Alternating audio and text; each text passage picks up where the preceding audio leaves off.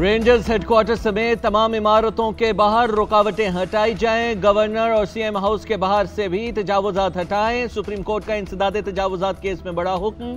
3 दिन में तमाम तजावुजात खत्म करके रिपोर्ट तलब। चीफ जस्टिस ने रिमार्क्स दिए कि किसी को आवाम की आजादाना नक्लो हरकत में रुकावट डालने की इजाजत नहीं। एडिशनल अटॉर्नी जनरल ने कहा कि सिक्योरिटी के मसाइल हैं, बॉम्ब हमले भी हुए हैं। चीफ जस्टिस ने रिमार्क्स दिए कि जगह खाली कर दें और कहीं महफूज मकाम पर चले जाएं। अवाम पर हमले हों और आप महफूज रहें, ये कहाँ का कानून है? ज्यादा डर लगता है तो किसी रिमोट एरिया में जाकर बैठ जाए। एडिशनल अटॉर्नी जनरल को वफाकी इदारों को आगाह करने का हुक्म। तजावुजात के खात्मे से मुतालिक इखराजात भी तजावुजात खड़ी करने वालों से ही ली जाए। चीफ जस्टिस ने कहा कि मेरे आने से पहले सुप्रीम कोर्ट के बाहर भी सड़क बंद थी, मैंने खुलवा दी।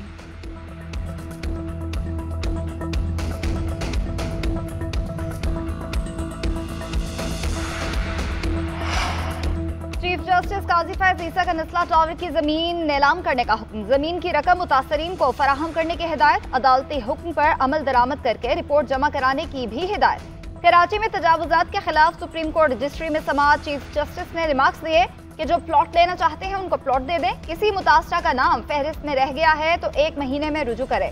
चीफ जस्टिस ने कहा कि तिजोरी हाइट्स के लिए किसको नोटिस करें, नोटिस गवर्नर हाउस भेजें या कहीं और, मालिक को ही मुतासरीन का पैसा देना है। आबिद जुबैरी की मौक्कल से हिदायत लेने के लिए मोहलत की इस्तदा। चीफ जस्टिस ने रिमार्क्स दिए कि 3 साल हो गए, ऑर्डर आज का तो नहीं, क्या मैं तौहीन अदालत का नोटिस जारी करूं?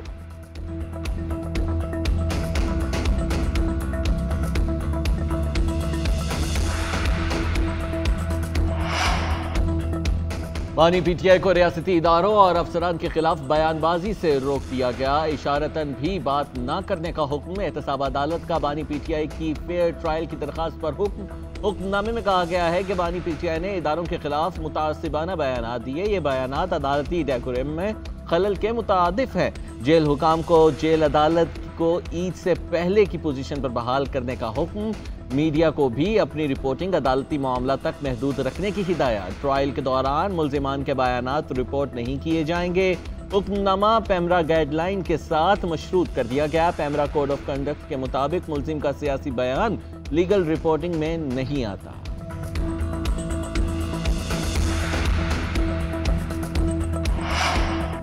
हुकूमत स्मगलिंग के खात्मे के लिए पुरज़म है। Army chief general Asim Munir हमारी भरपूर मावनत कर रहे हैं। वज़ीर दाखिला मोहसिन नकवी भी स्मगलिंग के खात्मे के लिए तमाम तर काविशें बरोए कार लाएंगे। स्मगलिंग के खात्मे के लिए इस्लामाबाद में कई मीटिंग्स की हैं। स्मगलर्स के खिलाफ सख्त कार्रवाई की हिदायत की है। स्मगलिंग के बजाय कानूनी तौर पर एक्सपोर्ट होनी चाहिए। वज़ीर आज़म शहबाज शरीफ की कस्टम के शहीद इंस्पेक्टर हसनैन तिरमिज़ी के घर आमद के मौका पर गुफ्तगू। अहले खाना से इज़हार ताज़ियत। कहा, हसनैन तिरमिज़ी स्मगलर्स का मुकाबला करते हुए शहीद हुए। 14 की कुर्बानियां रायगा नहीं जाएंगी।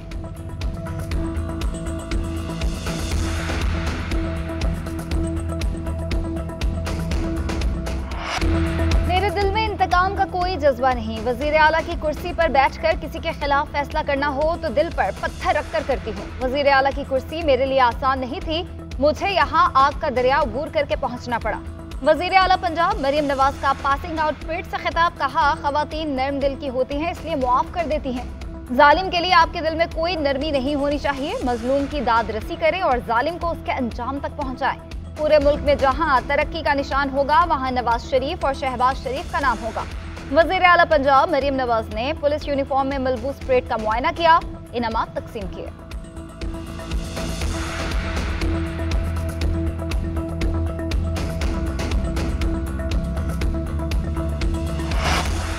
कौमी असम्बली की कायमा कमेटियों का मामला हल न हुआ। पार्लिमानी रहनुमाओं का इजलास बेनतीजा खत्म। कमेटियों की तश्कील के लिए मजीद 1 हफ्ते का वक्त दे दिया गया। कौमी असम्बली सेक्रेटेरिएट ने पार्लिमानी जमातों के अददी तनासुब से फार्मूला तश्कील दे दिया।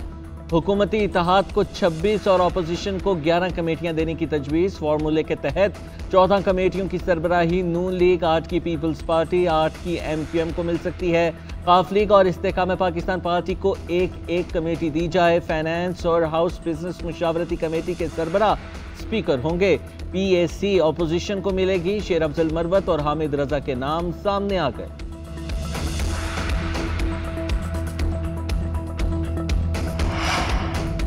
पब्लिक अकाउंट कमेटी के लिए मेरा नाम बानी पीटीआई ने दिया। बैरिस्टर गोहर और उमर अयूब ने भी मेरी नामजदगी बताई। दूसरे लोगों को पता नहीं किसने हामिद रजा का बताया।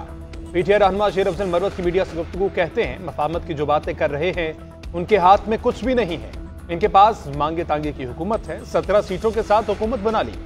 खर्चों के हम मुंतजिर हैं, जितने चाहे बना दें। पाकिस्तान में जो जमहूरियत, आइन और हकूक के लिए खड़ा होता है उसको कुचलने की कोशिश की जाती है।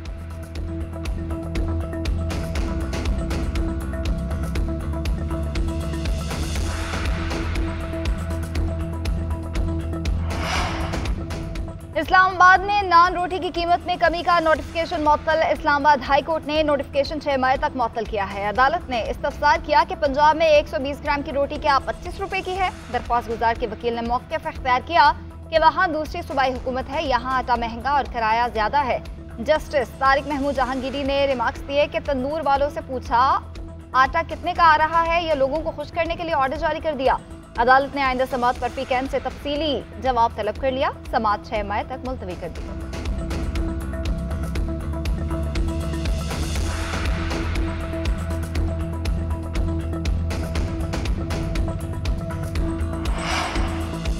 पंजाब में गंदम की खरीदारी ताहाल शुरू न हो सकी। किसान परेशान। गंदम सरकारी रेट से भी कम कीमत पर फरोख्त करने पर मजबूर। कौमी और पंजाब असम्बली में अपोजिशन गंदम की खरीदारी शुरू न होने पर हुकूमत पर बरस पड़ी। गंदम खरीदारी, बारदाना ना मिलने और किसानों के दीगर मसाइल पर हुकूमत को आड़े हाथों लिया। हुकूमत का मौक़िफ़ है कि हवा में नमी की वजह से पंजाब में गंदम की फौरी खरीदारी नहीं की। गंदम के बहरान की वजह निगरान हुकूमत को करार दे दिया। निगरान दौर में गंदम की इम्पोर्ट की इंक्वायरी कराने का फैसला वज़ीर आज़म ने मंजूरी दे दी। उधर हुकूमत और अपोजिशन अरकान का गंदम की सपोर्ट प्राइस कम करने पर इत्तेफाक हो गया।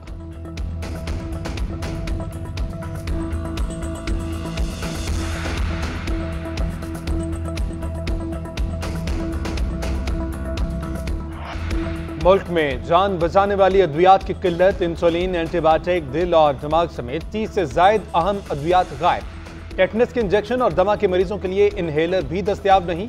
मरीजों के मेडिकल स्टोर्स के चक्कर बेसूद। शहरियों का कहना है कि अद्वियात ना तो अस्पतालों से मिल रही हैं और ना ही मेडिकल स्टोर्स पर मौजूद हैं। मेडिकल स्टोर्स वाले भी परेशान।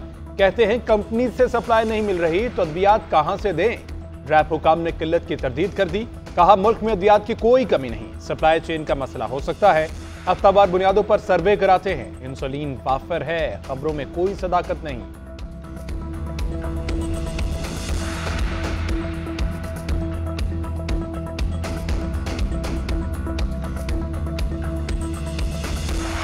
IMF के एग्जीक्यूटिव बोर्ड की मीटिंग 29 अप्रैल को होगी। बोर्ड पाकिस्तान के लिए $1.1 बिलियन कर्जे की मंजूरी देगा। आलमी मालियाती इदारे ने जून 2023 में पाकिस्तान के लिए $3 बिलियन कर्जा मंजूर किया था।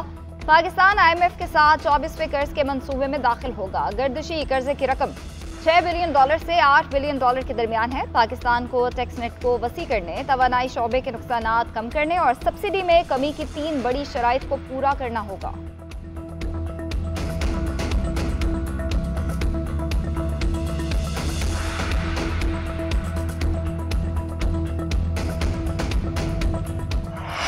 स्टॉक मार्केट में आज भी मजबूत रुझान। 100 इंडेक्स में 540 से ज्यादा पॉइंट्स का इजाफा। इंडेक्स 72,530 की सतह पर पहुंच गया।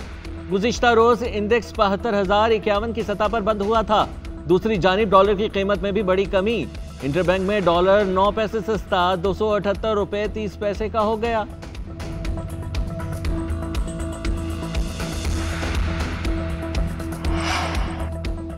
सुप्रीम कोर्ट ने स्पीकर बलोचिस्तान असम्बली अब्दुल खालिक अचकजई को बहाल कर दिया। दौरान समाअत जस्टिस अमीनुद्दीन खान ने इस्तफसार किया कि किस ज़ाब्ते के तहत इलेक्शन कमीशन ने 12 पोलिंग स्टेशन पर दोबारा इलेक्शन का हुक्म दिया।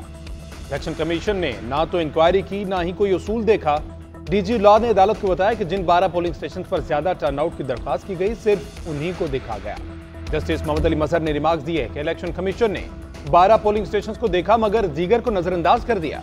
इलेक्शन कमीशन को तो पूरे हल्के की दोबारा इंक्वायरी कराना चाहिए थी। अगर इलेक्शन कमीशन अपना काम कर लेता तो लोगों को अदालत ना आना पड़ता।